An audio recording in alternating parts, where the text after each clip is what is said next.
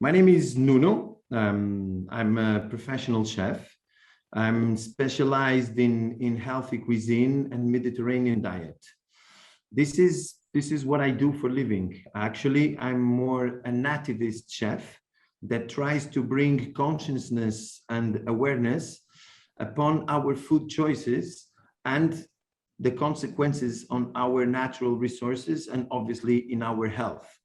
So I've worked for a few years with the Portuguese government, working with the Ministry of Health in many measures and laws upon bringing this consciousness and this awareness, considering the excess of salt, the excess of sugar, and the excess of trans fat. So in nowadays, I keep on working with public schools and with private schools, trying to bring this food education with children so we can bring a brighter and a healthier future for our children and for the whole planet, actually.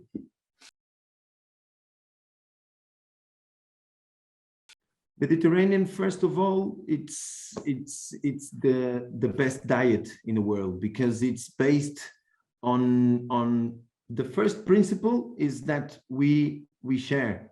We sit down at the table and we have good times sitting down and we have good conversations. So socialization, especially in nowadays with COVID, with so many restrictions, the Mediterranean diet brings again this place for the human being. And as well, because it's a very responsible diet that brings you the plate in Mediterranean diet, to be honest, you need to have 50% of vegetables, 25% of a good whole grain carb, and then only 25% of protein. And the protein that we use should be more pulses, should be more in vegetable origin instead of animal. So in Mediterranean diet, we use very little red meat. We use more fish. It's incentivized to eat fish, and especially that me as a Portuguese chef, I live in the Atlantic, so I must use this advantage of having good quality of fish and using a lot of vegetables and fruits and pulses and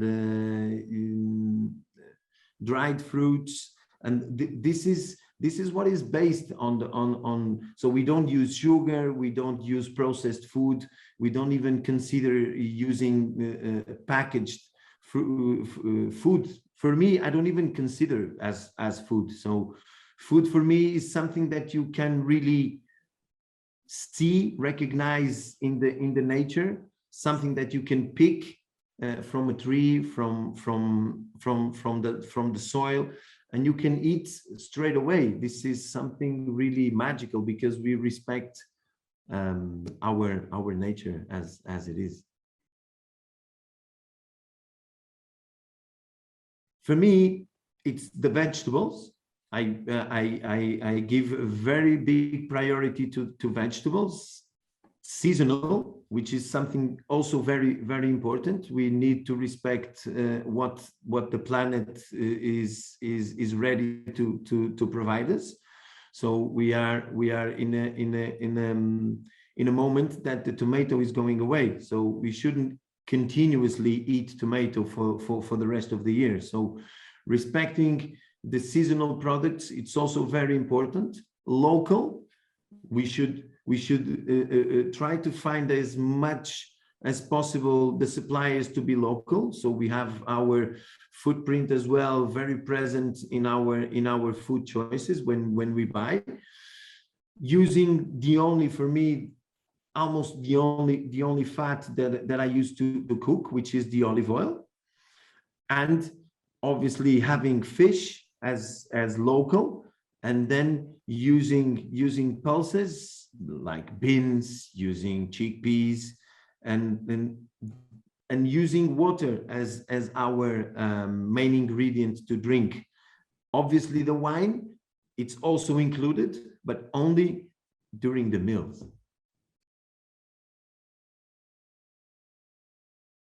For me, as this is how I do. I start my morning by drinking water. First, for me, it's the main ingredient. We need to hydrate ourselves. And then in Portuguese, we have the name breakfast is little lunch, pequeno almoço, prima colazione, like in Italian. So the name says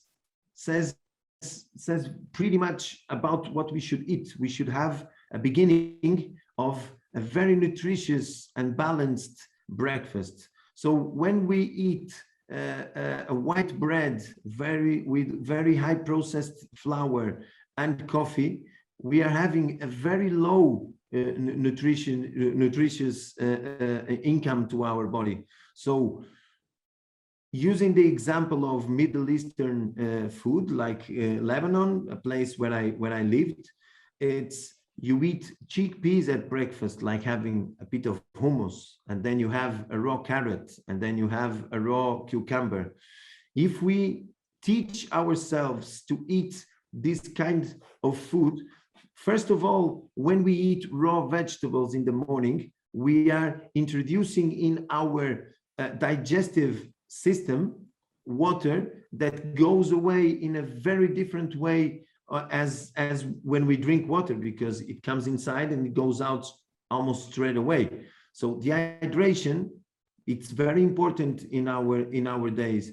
So having water, having raw vegetables in the morning, and having nutritious, sometimes eggs as well. You shouldn't eat like eggs every day, and this way you will have a very balanced meal. Fruit as well, it's very important for me in the morning.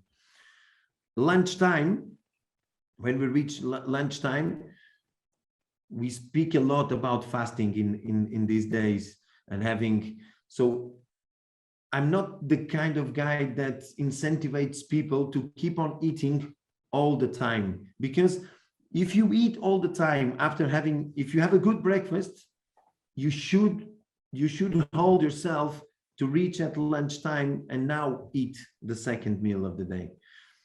And when you're hungry, because hungry, it's a very tricky word, because I think we have at minimum 3 meals a day, we don't have hungry. We are used to eat. Hungry is something very, very different. So if we allow ourselves to reach the lunchtime, we will eat our meal with much more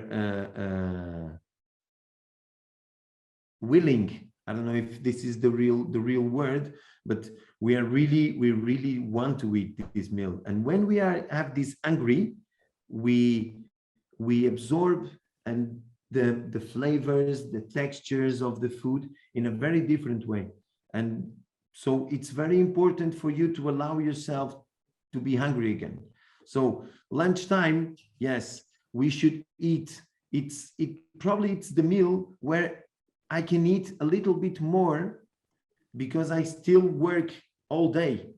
So lunchtime, I can have the same with the proportion, having 50% of the plate with vegetables or salad, because with the salad as well, we can bring also the raw and the greens as well. We should eat a lot of greens because of the chlorophyll. It's very important for our body as well. So, and then having a good quality of protein and whole wheat. It's very important that you eat a very good, like rice, a whole wheat rice, a good whole wheat pasta, and this way you will have a very different way of digest. So it will digest in a very slowly way, and you will not be hungry so fast.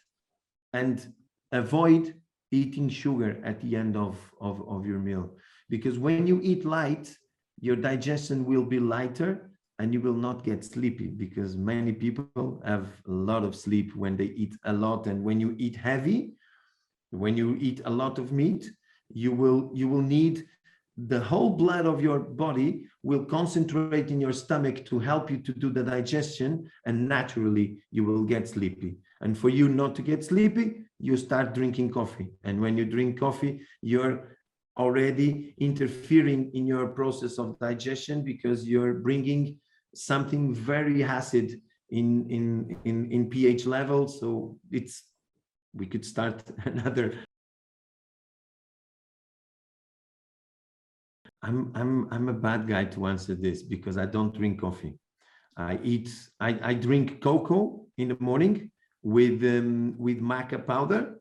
So I eat kind of superfoods that gives me a boost with a long term. So the coffee should be 7,000 times more acid than the pH of your body. So you should, if you want to drink coffee, first you should grind your coffee. You shouldn't buy coffee grinded already, because it has mold. You don't see it, but it has, because it was picked probably, I don't know, 2-3 years before. It goes packed. It comes with big boats to Europe, and then you consume it. So for me, first of all, you grind your coffee. You have the beans and you grind it, and then you should drink it maximum, I would say, 3 coffees a day.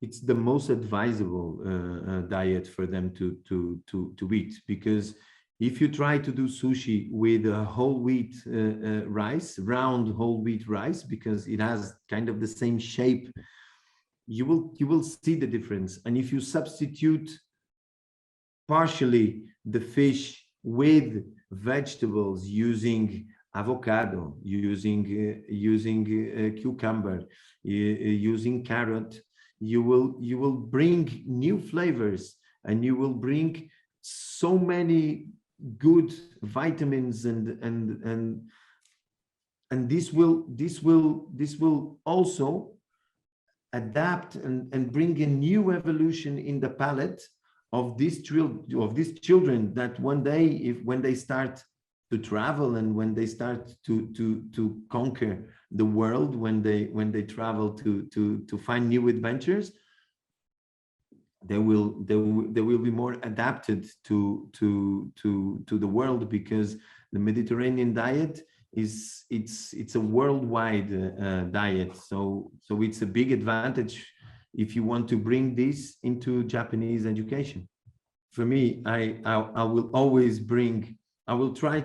I cook for children every day in schools.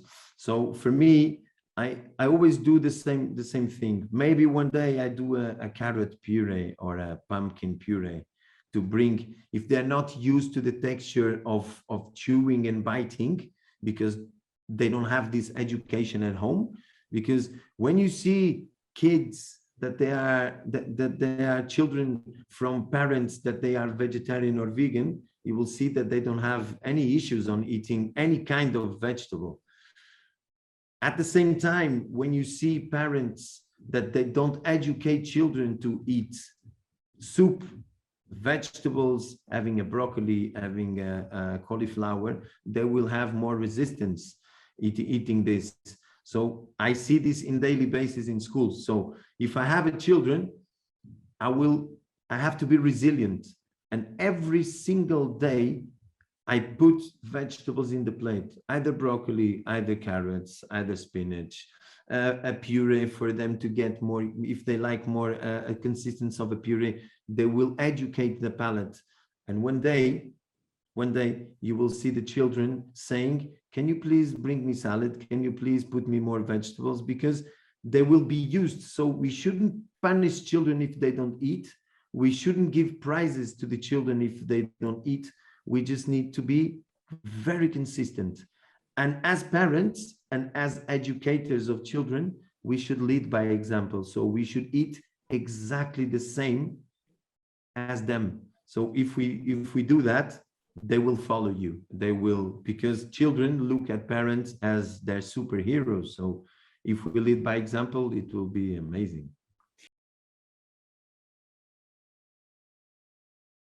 Well, that will depend on their food education. but I keep on the same. Especially the elderly, we have a different kind of communication. They already have perception on everything, and in nowadays, I think we never talked so much about food, and the topic of food and being healthy and eating healthy is something that is very present on their daily lives, and probably in many schools it's part of the education and a part of the programs. So it's something that I see for my children. I have 3 children. I have 2 boys and 1 girl. They are much more open and much more aware. Obviously, they have this father, and they don't have much option. But I see from their friends, they are much more open to eat vegetables, to eat fruit, because when we started to have the crisis and people starting to have less money to eat, we started to cut on some stuff, and like desserts, we stopped serving desserts. And for the majority of the population, dessert, for them, a piece of fruit is a dessert. So they stopped buying fruit for the dessert because they wanted to save money. And for me, that's a big mistake, because fruit should be available 24 hours a day. I love the Lebanese meze. For me, after lived in Lebanon, for me was after that, that's the way I cook, not using Lebanese flavors every day, and using this principle, which is the sharing. So I can do a carrot puree, a salad, some falafel, some grilled cheese. We shouldn't eat too much lactose, and shouldn't eat too much cheese. But having this halloumi cheese, which is amazing, grilled, having raw, like in bulk, like having radishes, tomato, leaves of lettuce, then having grilled vegetables, having like a lasagna, vegetable lasagna, and having, when you have all of these ingredients, people sit down and they will tend to share everything because they have many flavors. I keep on saying it's so boring when you eat meat, because you have 1 steak, 1 rice, imagine tomato. It's so boring. It's so merry. It's like narrow-minded. For me, our tongue has millions and millions of possibilities.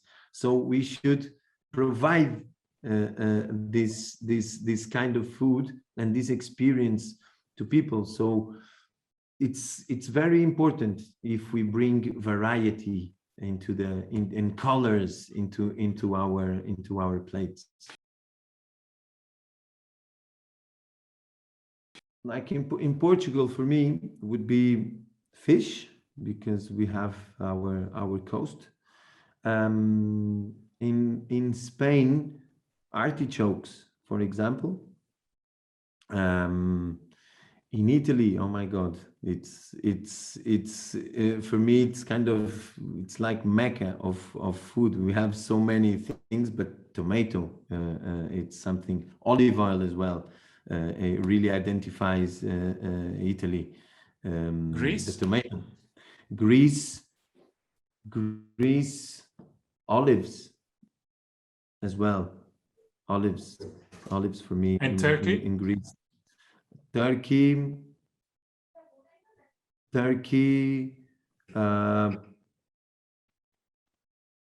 aubergine. Lebanon, chickpeas. So having a bit of everything. The pillars of Portuguese cuisine is that we have soup. Soup is something that is really present in our diet. Everywhere you go, you have a good soup. It's something that brings you comfort to your stomach, because something hot and feeds you. And the soup it's so much, have so much variety that you can put beans, you can put chickpeas. So it's something that can bring you a lot of nutrition. The fish, obviously, it's very present in our diet. The codfish, it's like, although it's not a fish from our coast, it's something that is very present in our diet. And we use a lot of beans. We use a lot of